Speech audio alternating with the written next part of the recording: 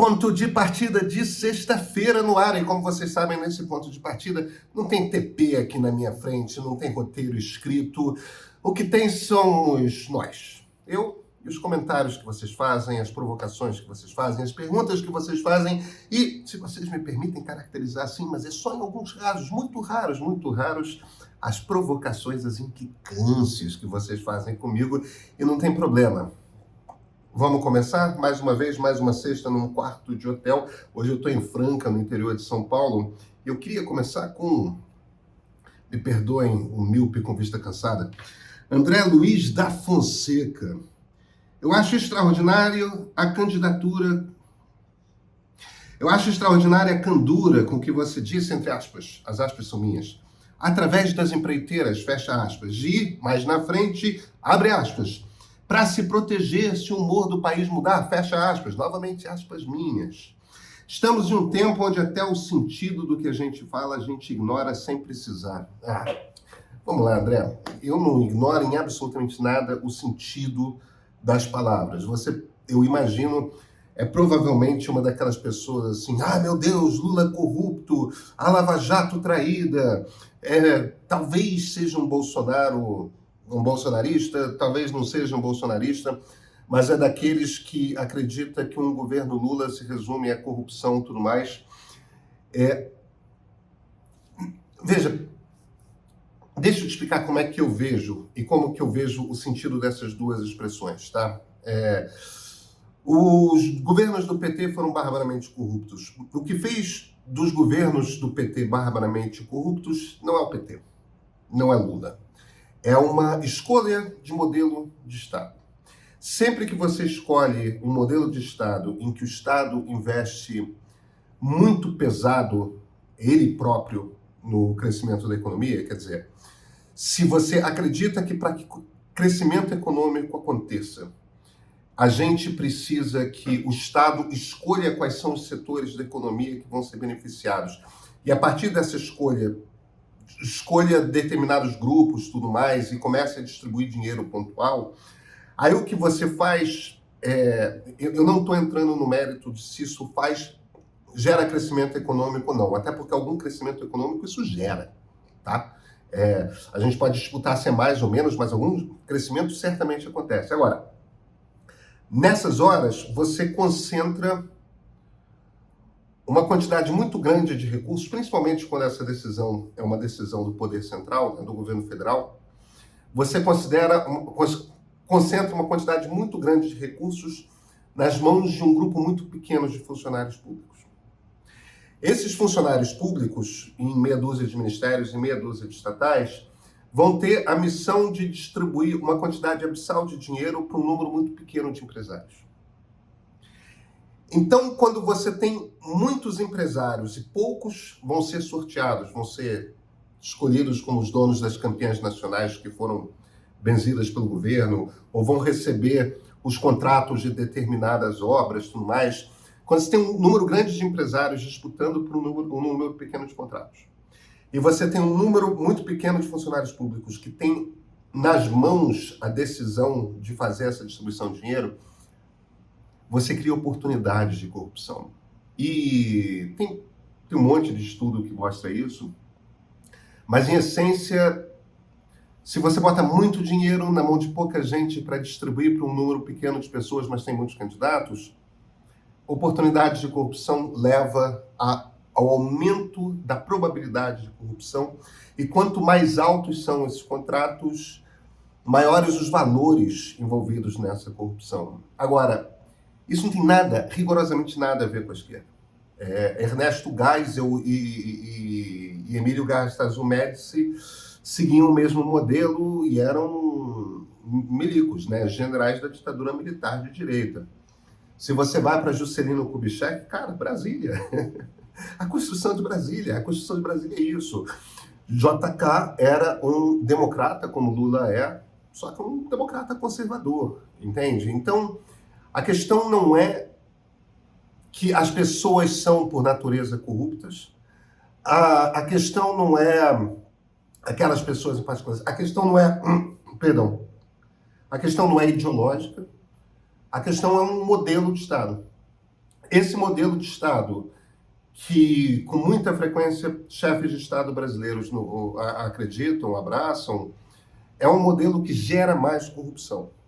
Agora, aí a gente pode olhar para a corrupção como, olha, isso é parte do preço. Se você for perguntar para a maior parte dos economistas desenvolvimentistas, o que eles vão te falar ali, tipo, não assim na frente da tela, né? Mas o que eles vão te falar ali é, olha, a gente sabe o que acontece, mas é um preço pequeno para pagar por muito crescimento econômico. Isso é um argumento, entende? Não peça para mim ter uma visão moralista da coisa, porque eu não vou ter. Eu só tento descrever como que eu entendo, como que eu compreendo os fenômenos. Então, quando eu falo, vai ter que contratar empreiteiras, é porque se você vai fazer muita obra, você vai ter que contratar empreiteiras. Uma das maneiras de você dirimir a questão da corrupção é descentralizar os gastos, sabe? Outorgar, em vez de ficar no governo federal, outorga para os estados, outorga para os municípios, deixa que empresas menores localmente sejam contratadas, você não precisa concentrar tudo em Brasília. Quanto mais você distribui, os contratos diminuem, mais pessoas estão com poder de gasto, mas estão com poder de gasto muito menor. As chances de haver corrupção tendem a diminuir, na verdade. E, independentemente disso, quando houver corrupção, a corrupção vai ser menor também. Então, é isso. Vai fazer obra, você vai ter que contratar empreiteira. É isso. Contratar empreiteira é algo inevitável se você quer fazer obra. Aí a questão do humor do país virar. A gente está num país que muda de humor com uma voracidade, com uma velocidade que qualquer chefe de Estado, qualquer presidente da República, qualquer deputado federal, qualquer senador, se for um político minimamente inteligente, vai entender que o clima do país hoje não é o clima do país 5 anos atrás, não é o clima do país 10 anos atrás. E se isso continua desse jeito, o clima do país hoje não é o clima do país daqui a 5 anos. Sabe, as convulsões têm sido muito altas. É perfeitamente razoável entender que um chefe de Estado leve em consideração o fato de que o clima do país mudará, porque provavelmente mudará. Se alguém é considerado herói hoje, pode ser o vilão amanhã. A gente está num período histórico muito difícil, e essa sequer é uma questão apenas brasileira, isso é uma questão generalizada nas democracias. E deixa eu falar para vocês da edição de sábado que a gente vai publicar amanhã pelo e-mail, todos os assinantes premium vão receber. Pois é, delação premiada do Mauro Cid. Mauro Cid ficou preso durante um tempo, de repente o pai dele foi pego, delação premiada, delação do fim do mundo, pode vir a envolver o próprio presidente Jair Bolsonaro. É inevitável a gente pensar na Lava Jato, né? Enquanto que o que está acontecendo hoje é igual ao mesmo método da Lava Jato. Vocês já pararam para pensar sobre isso? A sério. Enquanto que é diferente. Alexandre de Moraes é um Sérgio Moro com sinal trocado? Olha, muito pouca gente está fazendo essa pergunta diretamente, mas a pergunta está lá. E se a gente for honesto, a gente tem que encarar essa pergunta. E é o que a gente fez para essa edição que vai ser publicada no sábado. A Luciana Lima e a Flávia Tavares, editora executiva, as duas trabalharam nessa reportagem. Estamos ouvindo constitucionalistas, estamos ouvindo especialistas em delação, estamos ouvindo advogados criminalistas, estamos ouvindo gente que estudou ou estuda a Lava Jato. E a resposta pode surpreender vocês, tá? Se eu fosse vocês, assinava o e-mail premium. São R$15, é muito pouco. E eu sou Pedro Doria, editor do e-mail. E esse é o ponto de partida.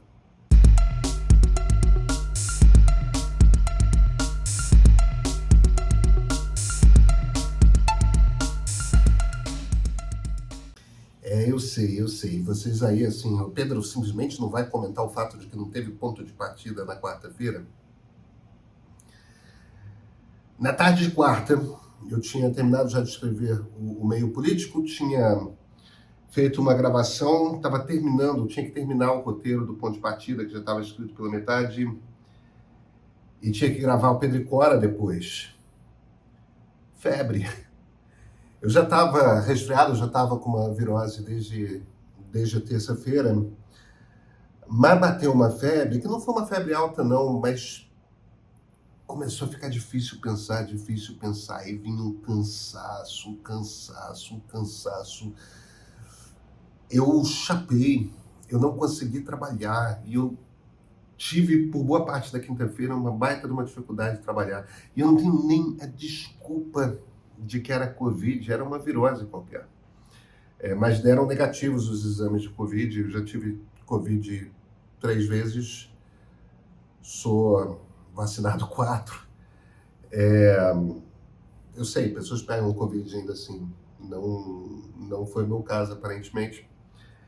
Eu não consegui trabalhar, me perdoem, mas eu tô só um pouquinho congestionado, mas mais inteiro aqui para falar com vocês hoje. E aí nessa, eu queria vir para o comentário do TH Bastos, talvez Thiago, não sei. Quanto à política internacional, acho complicado quando um liberal acusa o governo de ter viés anti-americano e desconsidera que sua visão poderia ser considerada americanófila. Um mundo multipolar é do interesse do Brasil e dos países em desenvolvimento de modo geral. Mas é evidente que o mundo multipolar é ótimo. O problema é que como é que um liberal pensa esse tipo de coisa? Um liberal pensa que quanto mais democracias você tiver, mais democracias vibrantes você tiver, mais estável e pacífico o mundo fica. Por quê? Porque democracias não fazem guerra com outras democracias. Procura.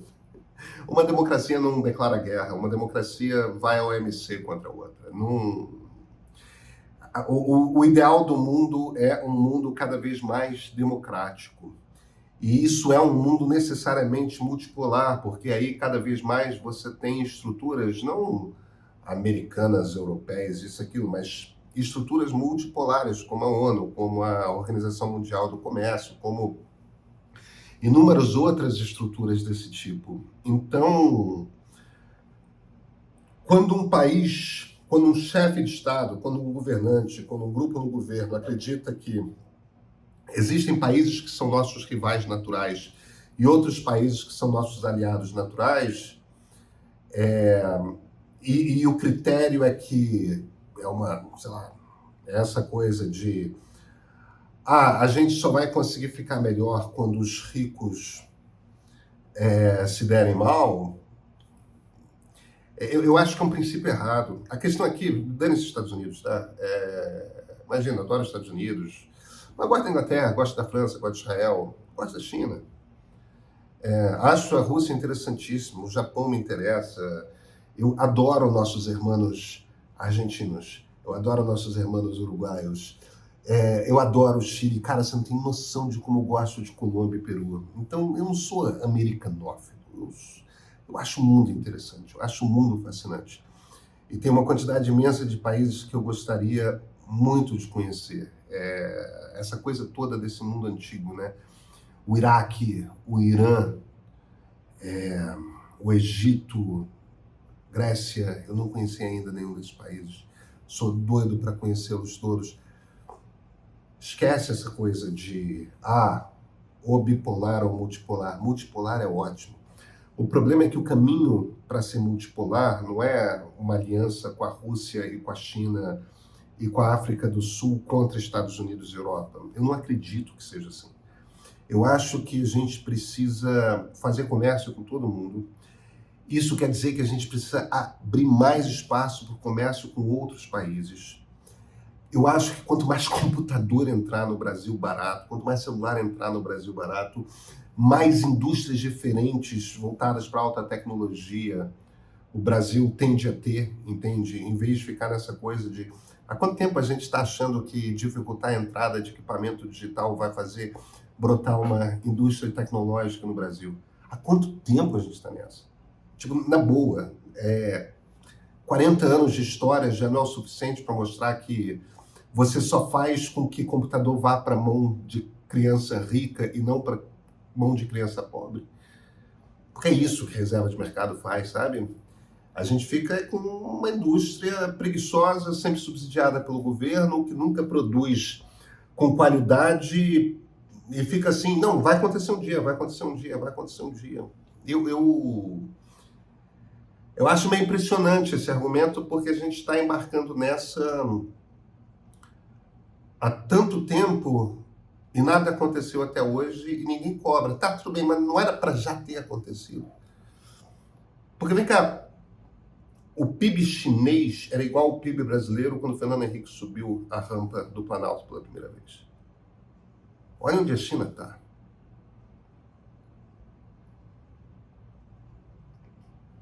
Eu sei, as pessoas acham que é porque é o Estado chinês.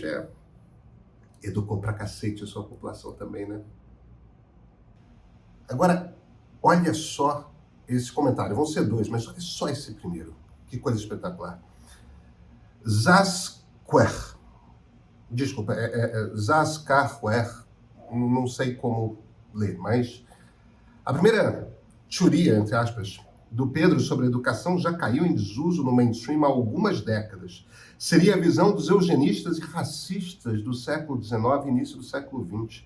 Educação só gera riqueza se o país tivesse indústria forte e áreas onde esses indivíduos tivessem onde atuar.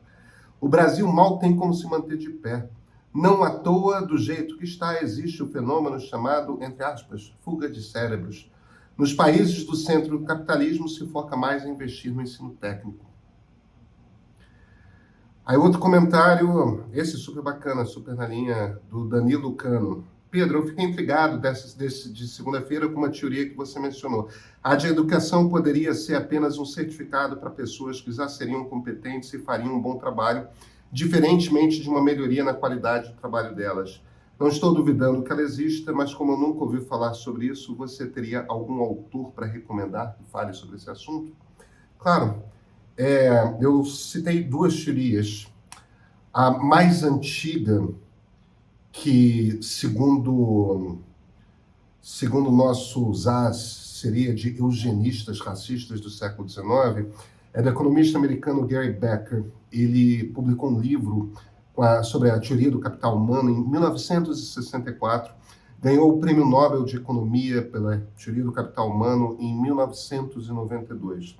A segunda teoria é a teoria da sinalização do economista também americano Michael Spence. Eu estou lendo aqui só para ter as datas, que é importante, né? Vamos dar referência.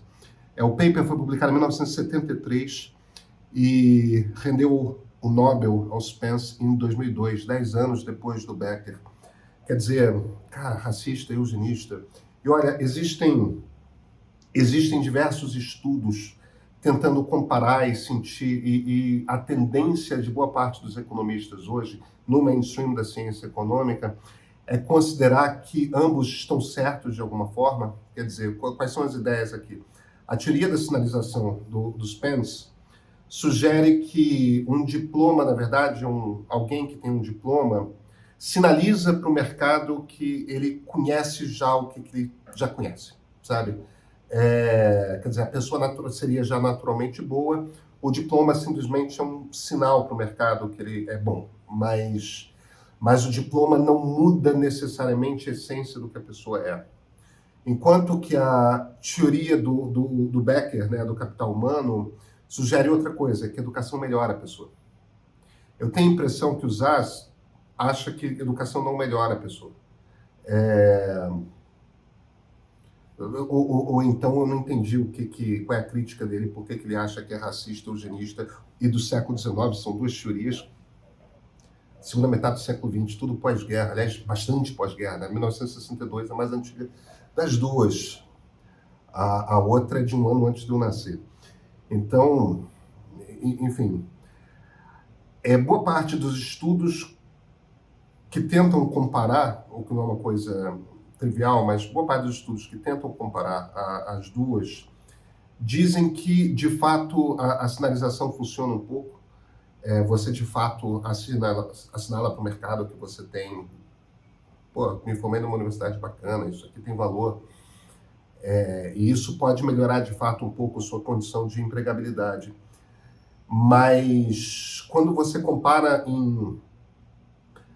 quando você faz o teste em cidades muito parecidas, onde tem maior índice de alfabetização, de educação e menor índice de educação, você percebe que nas cidades com maior índice de educação, as pessoas tendem a ganhar mais, pessoas da mesma geração, formadas nos mesmos lugares, mas a cada ano de educação, você percebe que existe um salário cada vez melhor. Quer dizer, embora as duas teorias façam sentido, o que compõe melhor a renda do trabalhador é ter mais educação. A teoria do capital humano tem mais influência sobre o crescimento econômico de uma determinada região e, evidentemente, de uma determinada pessoa, do que a teoria da sinalização. Gente, tem um monte de estudo isso. São 2 prêmios Nobel. Eugenista, na boa, vocês às vezes, no afã de defender ideias mirabolantes, viajam, sabe? Sabe, quanto mais eu converso com pessoas desenvolvimentistas, eu não quero aqui fazer o argumento de que eu entendo bem as ideias desenvolvimentistas. E evidentemente, tem um momento ali que existe uma diferença entre discordar e entender.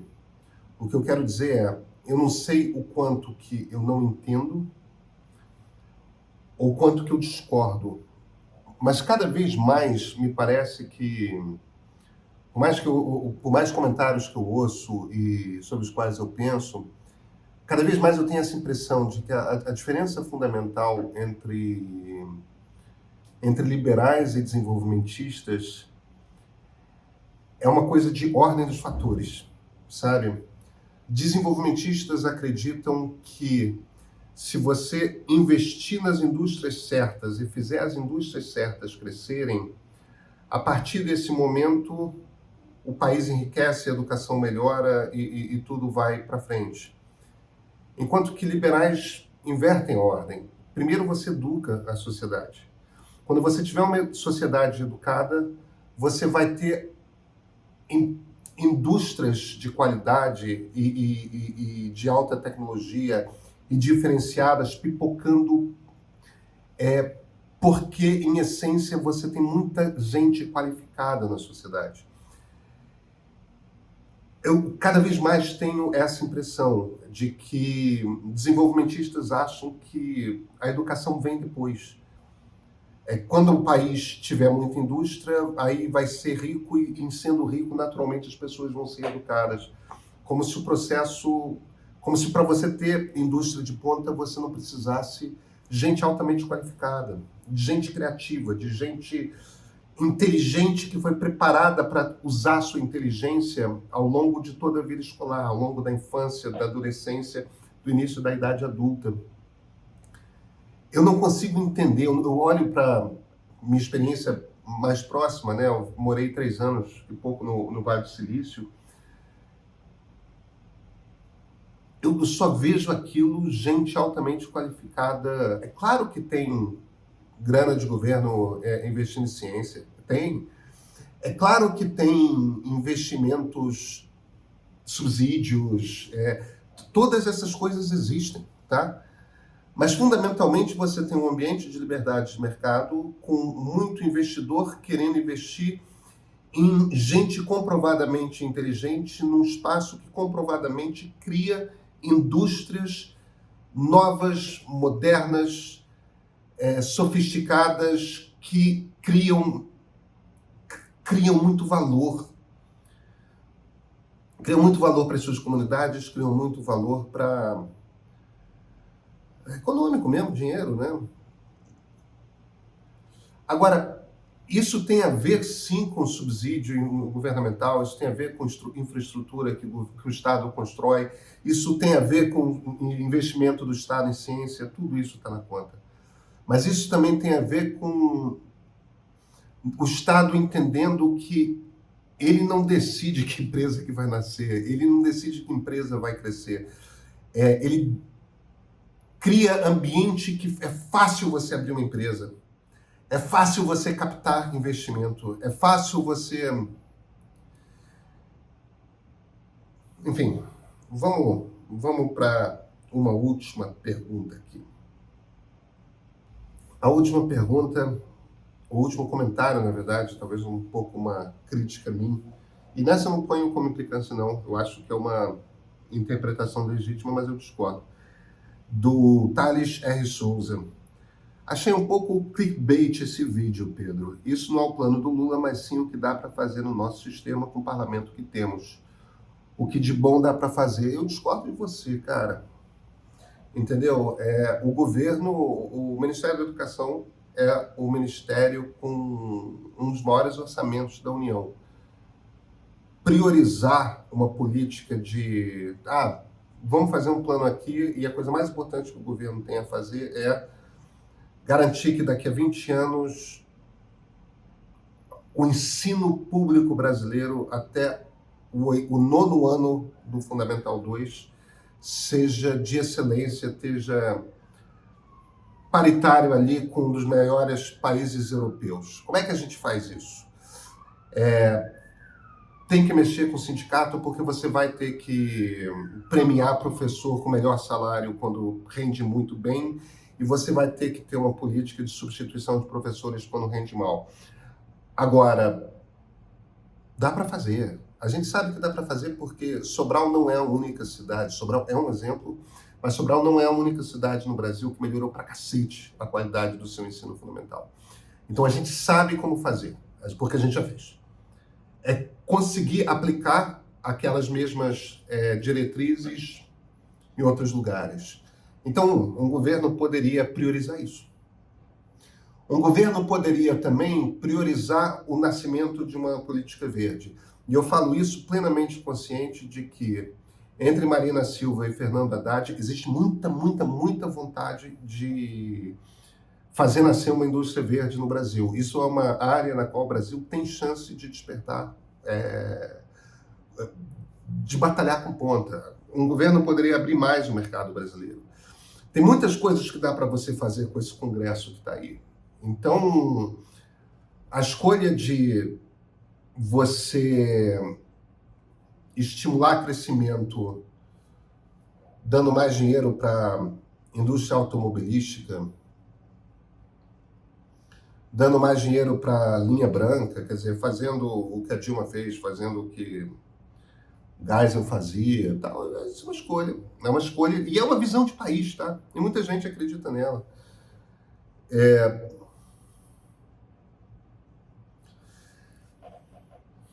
Então, o que eu não quero dizer com isso?